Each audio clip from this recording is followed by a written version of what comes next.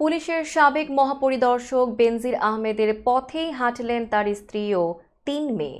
হাজিরার জন্য সময় চেয়ে আইনজীবীর মাধ্যমে দুর্নীতি দমন কমিশনে আবেদন করেছেন তারা।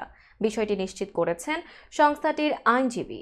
রোববার সকাল 10টায় তাদের দুদকে হাজির হওয়ার দিন ধার্য ছিল, কিন্তু এদিন দুদকের তলবে আসেননি বেনজিরের স্ত্রী ও ৩ মেয়ে। শুনানির সময় চেয়ে চিঠি দেন তারা। দুদক আইনজীবী অ্যাডভোকেট খুরশিদ আলম খান বিষয়টি নিশ্চিত করেছেন।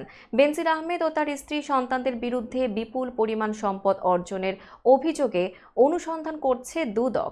এরই মধ্যে তার ৬২১ বিঘা জমি, ৪টি ফ্ল্যাট, ৩৮টি ব্যাংক অ্যাকাউন্ট, ১৫ শেয়ার ও ৩টি বিও অ্যাকাউন্ট জব্দ করে সংস্থাটি। তার স্থাবর সম্পত্তির রক্ষণাবেক্ষণ আদালতের মাধ্যমে তত্ত্বাবধায়ক নিয়োগ করেছে দুদক। সম্পদের উৎস জানতে ৬ জুন বেনজির ও স্ত্রী আর ৩ কন্যাকে ৯ জুন তলব করে সংস্থাটি। কিন্তু গত ৫ জুন রাজধানীর সেগুনবাগিচায় দুদকের কার্যালয়ে বেনজিরের পক্ষে তার আইনজীবী আরও ১৫ দিনের সময় চেয়ে আবেদন করেন। এর পরিপ্রেক্ষিতে আগামী ২৩ জুন পুনরায় হাজির হওয়ার জন্য নতুন তারিখ ঘোষণা করে সংস্থাটি।